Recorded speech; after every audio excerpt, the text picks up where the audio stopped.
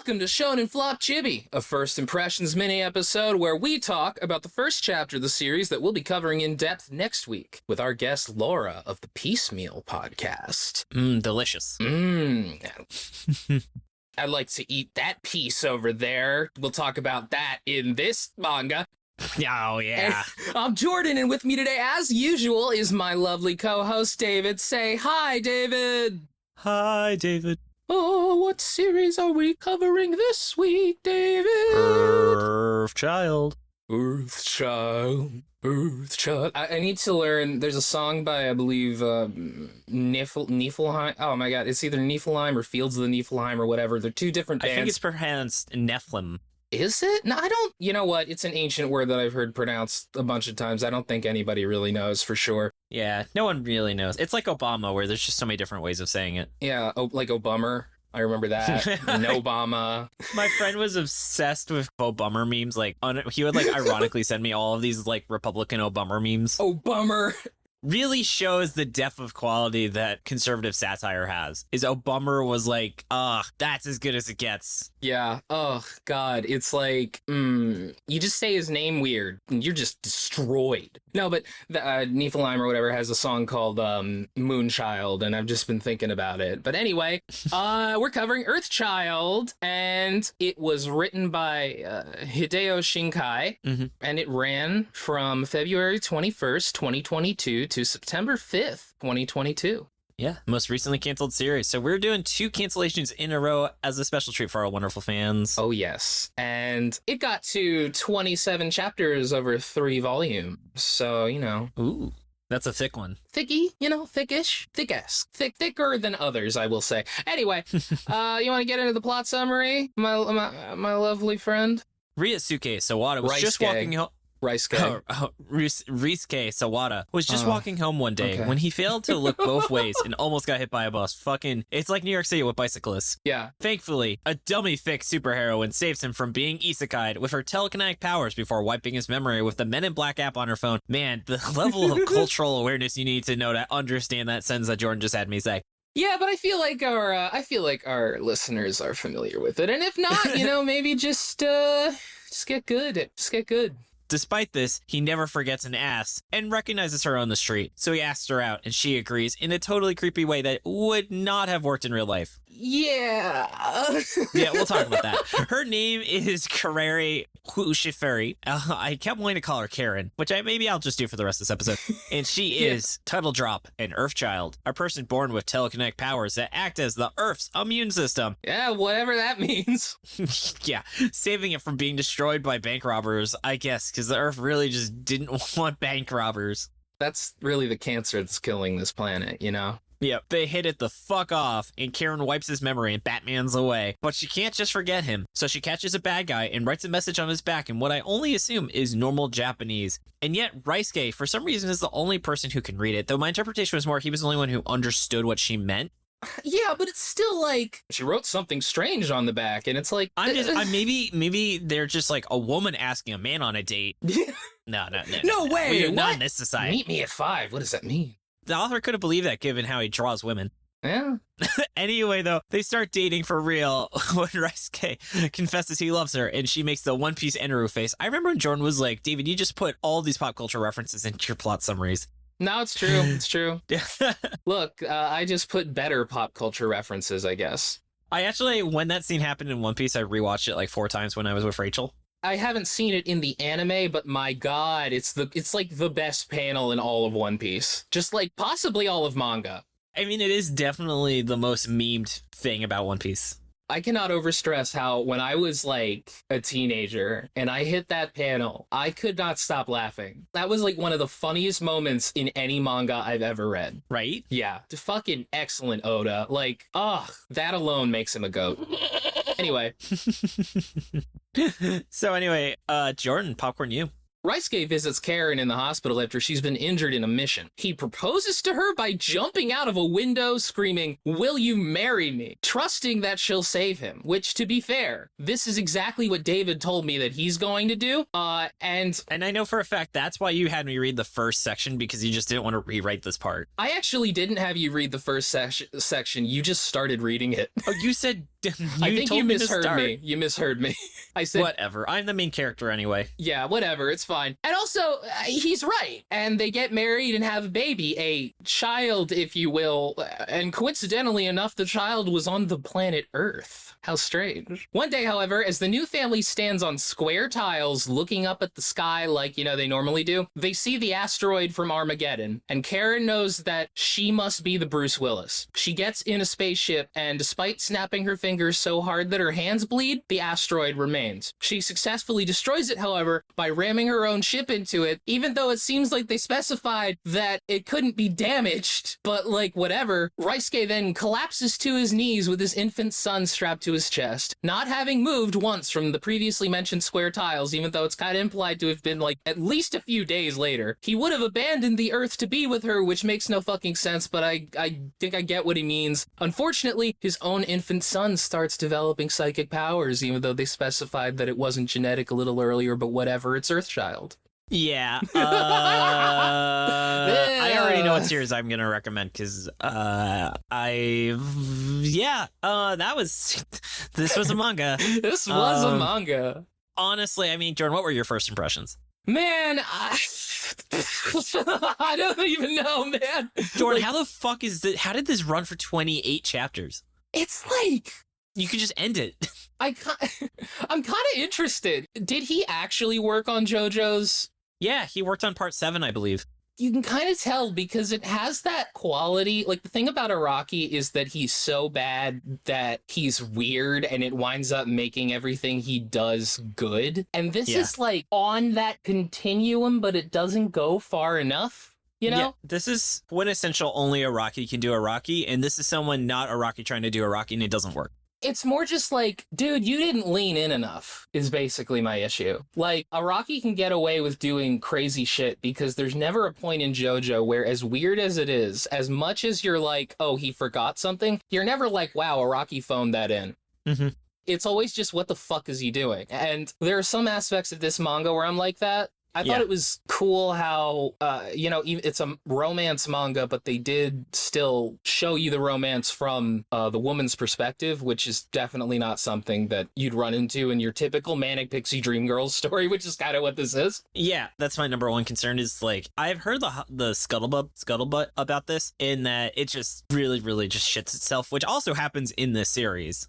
I didn't mention that in the plot summary, but one of the first things we see is the main character, his pants are covered in mud because when he gets pushed out of the way, the isekai bus, he just lands in a mud puddle and it looks like he shat himself. I would like to point out, though, that Araki would have literally had him shit himself. Oh, yeah. That's why I was Rocky was probably disappointed. Yeah, that's the thing. That's the whole point. It's he's well, I want to get weird, but also I don't want to get too weird. No, you have to go whole fucking hog if you want to do this. If you want to do the Araki thing. As for the art is kind of interesting because the inking is fantastic. A lot of people think that inking is just not a super important part because it's oh, you're just finishing the pencils. No, the inking is solidifies everything. You're making a ton of choices there. And he does a fantastic job, but his anatomy is not very good. No, it's not. It's also, I feel like her proportions just change when she's not in that uniform. Yeah, she definitely gets thicker. When she's out of the uniform, her legs get so long that it reminds me of that one Rob Liefeld drawing. Which bad Rob Liefeld drawing are you talking about? There's too many. You have to specify. Oh, there's one specific one, though, where it's there's this woman standing and her legs just go way too long. And you don't notice it because there are panels covering it up, but somebody just took it, photoshopped them out, and it's just insane looking. And that's the flashes I got with her. Oh, God. Yeah. It's also, there's no real structure to this plot. I think you said it in your notes. It just feels like he kind of wrote it page by page, which you can really tell. Yeah. I feel like it's one of these series where people give it a lot more points than it really deserves because the idea is kind of novel, where it's kind of like a memory wipe dating thing. That's very unlike Shonen Jump, but the actual execution, if you sit down, really, there's no character development. There's not a lot of plot. The timeline makes no sense because, you don't know, did he go from saying he loves her to getting married to her in the span of a week? There's literally, no context. And again, this is supposed to be a weekly series, and there's literally zero scaffolding. to actually show. You know what really fucks this up, though? What? Is that the first chapter, it's typically supposed to set up the series, but the first chapter is exploring their relationship. Like, if you only read the first chapter, then this series is about these two people's burgeoning romance. But she dies at the end of the first chapter, so now I have no idea what chapter 2 is going to be like. I have absolutely no clue what this series is like. Like, we're talking about all these things about, like, the plot and stuff. We don't know how the plot's going to be. The main thrust of it is gone. It could literally, anything could happen in chapter 2. Yeah. But also, you were right when you're talking about how the premise is very novel. Like, I was surprised to see at the end of this chapter in Shonen Jump, the main character is essentially a stay-at-home dad, a stay-at-home single dad, which is not a character that you typically see as a protagonist in Shonen Jump. Which is pretty cool. Yeah. So yeah, it definitely, I think a lot of the points it gets is just, this is so unlike Shonen Jump, which we'll see what happens, man. Look, I really want to support artists trying to do different things. So you want to get into, would you read another 10 chapters of it? I feel like I'm biased because people literally said the first chapter is the best part of the series, and Really? that's just pretend it was a one-shot. Yeah, people are like, if you just pretend this is a one-shot, that's really the best way to experience Earthchild. Oh, no! Yeah, the author likewise did not know how to make this an ongoing series from what I've heard. God. I don't know anything about the plot. I just know apparently the series just absolutely doesn't know what it's doing. I mean, I can tell that the series is kind of lost in the first chapter anyway. Yeah. Excluding that information, I was like, yeah, I'm gonna read another 10 chapters of this. I don't know what the fuck's gonna happen. I'm kind of interested. Sorry, baby. Oof, that worries me. But, I guess it's all up to opinion. But David, what do you think's gonna happen next in those 10 chapters? Fuck me, dude. I think there'll be some weird time travel stuff. I think aliens are going to show up, and I think it's going to turn out that Raisuke does also have psychic powers. All right. Because there was that thing where his eye color, like his eye changed. I don't remember that. Or something. Because, like, she's like, yeah, none of my family, but maybe it's like if both people are Earth children, then their child is... I don't know. But we'll see. It's confusing because they literally just specify, yeah, no, it's not a genetic thing. And then it ends implying that the child is an Earthchild because its mom was an Earthchild. And maybe they will say like, oh no, something around Raisuke, he's like a super Earthchild. So they have like double Earthchild genetics and that makes their kid an Earthchild. And if that's the case, that's stupid. Mm-hmm. That's just stupid. We'll see. Yeah. And then my guess is, so first of all, David, I think that one of the earthly substances a child must absorb, one of the elements, is actually the fifth element. It's love. Shit, was that a spoiler for the fifth element? Fucking spoiling it, man. Oh, I don't like the fifth element anyway, whatever. Anyway, hot take. Wait, what if they remade it with what the actual... what is number 5 on the periodic table? Oh, man, there's hydrogen, It starts with a helium, B. I think... Oh, Boron. boron? What if, like, that was the twist? Boron. And they're just like, what the fuck is made out of boron? Yeah, it's like, oh, this child just happened to absorb a bunch of boron. Yes, now he's the most boring man. Colin Robinson, this was a prequel to... This is the origin of energy vampires. He transforms into Ben Stein. Anyway. Yeah, I think there's going to be a short growing up montage where the kid becomes the new main protagonist. I think he's going to be the main character moving on, which is going to mean this first chapter is just completely useless. I think that's the general vibe I'm getting to. And Raisuke will have to begrudgingly accept that his son must be a white blood cell. It is his destiny. He must be Osmosis Jones. All right, so Jordan, though, what's your power word? Childlike. Oh, not boron? We hadn't established that joke when I made my power word. I know. All right, mine is muddy because of both the beginning of the chapter, Mud butt, and also just this entire plot is just so muddy that no one knows what the fuck is going on. No, I totally understand that. But that was a solid double. Yeah, you got it. Like that girl's solid double, like Karen's double. You know what I mean? Sure. Hey, Sir Mix-a-Lot calls it a double. Anyway, you want to get into the Q&A? Yes. So, first of all, comes from Jiff, who unfortunately is no longer with us in the Discord. Oh, I was going to say, oh my God. No, he left the Discord after asking this question. So I guess it'll be up to him to find out if he finds out his question got answered. Have either of you ever imagined your own shonen universe? If so, tell us about the world MC. So Jordan, we started this project originally making our own comics, so maybe we'll do that as a Patreon goal where Jordan and I will tell you all about I think it was the prototype name, Copperfire. God, yeah. I think that we both realized we would have approached it very differently at this point. Yeah, but we can certainly do a podcast episode and talk about it if people want to hear about a manga that Jordan and I actually did try and make. Yeah, I mean, honestly, we have done this a few times, so that was the first time it was like specifically manga, I think. Yeah, I also want to say that I actually have a released one-shot. Shout out to Tapier, where called Basketball Grandma, which likewise we will do a Patreon special reviewing that and see what Jordan thinks of it. So stay tuned. And yeah, thank you for that. That was a good question. Second is from King of Carrots. I think this is their first question they've answered, or sorry, the first question they've asked. What would make a better manga, Scooby-Doo or Courage the Cowardly Dog? When you were young, you were the King of Carrots. The answer is Courage the Cowardly Dog. David, can you imagine? I just want you to imagine for a second. Courage the Cowardly Dog by Junji Ito. That's what I was thinking too. I will say, I think there is actually like a mature and gritty Scooby-Doo called Scooby-Doo Apocalypse. I honestly don't know if it's good or not, but that does exist already. So I think Courage also much more needs like a really cool manga adaptation. Here's the problem. The only way to do that to Scooby-Doo is to turn the premise on its head and make it like darker and more magical. Otherwise, you wind up with like, I don't know, like a baby manga, which I guess you can do. Did you hear about how Velma is in multiverses and they changed one of her special attacks? To what? So one of her abilities is she can get, like, if you hit a certain criteria, you can call the cops on one of the enemy characters and the police come and arrest them. And because of Backlash, they changed it to now the mystery machine grabs them. That's hilarious. Yeah. I wish that they had it where they could tie up a character and no matter who it is, they rip off their head and it's just an old dude.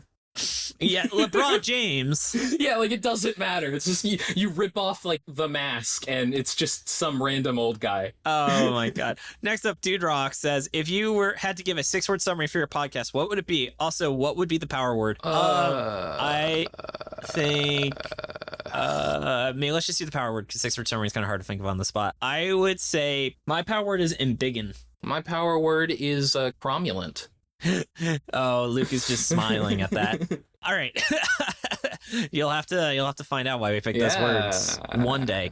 All right, next up from OzyRat, what flop series universe would you choose to live in? Ooh. Jordan, I know my answer. Do you know what you would say? This is tough because by definition most manga worlds are like hellscapes. I can think of one that would be really nice to live in. I mean, Golem Hearts is the one that's coming to me. Nah, Mora King, because it's just the real world, but then you got cool bug people to hang out with. Completely. No, I think that's the correct answer. That's just a straight upgrade to the real world. Absolutely. You got a cool human bug? There you go. Yep. Next up is from Ekubo, who says, what do you think is the best part in JoJo? And then he lists all the parts. Oh, you're trying to start a fight. I legitimately thought that you thought part 7 was the best part, but that's why I brought this back up, because it sounds like we need to go over this list again, because I guess I misremembered. I definitely don't dislike it. It's just that I always thought that you were the way bigger Steel Ball Run fan than me. No, I always thought part 4 was my favorite part. Really? I really liked the fact that it was a JoJo part that was surrounded based on one location. Yeah. And that it like, because part 6 kind of was, and then it disregards it near the later half. And then I guess part 8 does as well, but part 8 is literally kind of like a reimagining of part 4. Yeah. So that's why and then also I think Josuke is probably my favorite. I think his stand was one of my favorite stands because it had a very unique but not overpowered ability, and it just was such an interesting creative sandbox that Araki plays in. Yeah. Even in the final fight against Araki, he's coming up with new applications for how his stand works. Yeah, no, I mean, honestly, I feel the same way. Like, part 4 has always been, like, my favorite JoJo part. But honestly, I kind of feel like JoJolion might give it a run for its money. Even, like, there's no lions in it, though, man. There's no lions, but, like, I think that's because we, the reader, are the lion. I still can't believe he fucking drew a big cat and he drew a tiger. That was on fucking purpose. That was 100% on purpose. All right. Anyway, next question from the BB King BB. What flop manga have y'all read that had the absolute most potential for merchandise? If it's a sword or a chopper character / side pet. So I guess if they added a cute mascot character, what series do you think would have had the best? I think what they're saying is what series has the cutest mascot character that could be the most merchandisable? Well, he said most potential for merchandise. Well, yeah, most potential if it was merchandised. Yeah, so we'll interpret that. What manga, if it hadn't failed, would have had the best for merchandise? That's a fair question. Yeah, and the answer, by the way, is Omega Dakizu. Ozu, I'm trying to think. No, what about Duran? Yeah, exactly. I was almost going to say, well, last week, but I was like, well, that just happened. Maybe that's some recency bias, but no. Yeah, we all wanted a little plushie, the little guy. Exactly. Like, in terms of tiny little plushie potential, I do think Duran is, like, the top contender. I mean, Duran was literally made by a bunch of suits to sell merchandise. Was it literally made that way, or because it does feel that way? It's very difficult for me to think the mangaka legitimately thought this is the best way he wants to manifest his creativity was making that series. Don't overestimate writers who aren't great. I think you're giving them a little too much credit. Fair. But that's all the questions. So all it is now is to say, Jordan, thank you so much for editing the chibi. You're very welcome, David. And thank you for putting everything together and also editing the chibi and the main episode. And props to Shannon for the awesome cover art. You can find her online at illuminyatea. Thanks to Dylan for assistance with editing. You can find his podcast Anime Out of Context at animeoutofcontext.com. Thanks to Tucker and Maxie B for assistance with pronunciation, translation, and other miscellaneous research. Thanks to T-Root, OzyRat, and T-Wolfwood for being our awesome transcription volunteers. You can find them on our site as they become available. We're looking for additional volunteers. These transcripts help make the show more accessible, and you'll get perks like early access to episodes, merch, and of course my eternal gratitude. And I want to say you can find us on Twitter at ShonenFlopcast and our website shonenflop.com. We're also on Spotify, iTunes, YouTube, or wherever else you get your podcasts. And come join the Shonen Flop Discord. It's open to everyone, patron or not. Come hang out with us and talk about anime, games, or whatever else is on your mind. We also have a monthly movie night. You can find a link to it in the show notes or on our site. And if you've been enjoying the podcast and want to help us keep going, consider subscribing to our Patreon. We wouldn't be able to keep running the show without their support. This month, we've got 2 awesome pieces of exclusive content. Jordan, what are they this month? Well, this month, we've got Kyo. Mm-hmm. Me and David dig into Junji Ito's horror manga about what if fish had legs, and I believe the art thing. Yes, and we're going to be giving you an in-depth look into the background and creation of the art that was for the last 6 episodes. Oh yes. You also get exclusive perks like early access to episodes, being able to listen into us recording, and priority on sending questions in the Q&A. And of course, I just love you that little bit extra more than other listeners. And you can find our Patreon at patreon.com/shonenflop. Now I just want to read off some patrons, another perk. So I want to start by thanking our wonderful Chainsaw Man patron, Sentient Lesbian Food Gets Me Off. Who doesn't? Nice.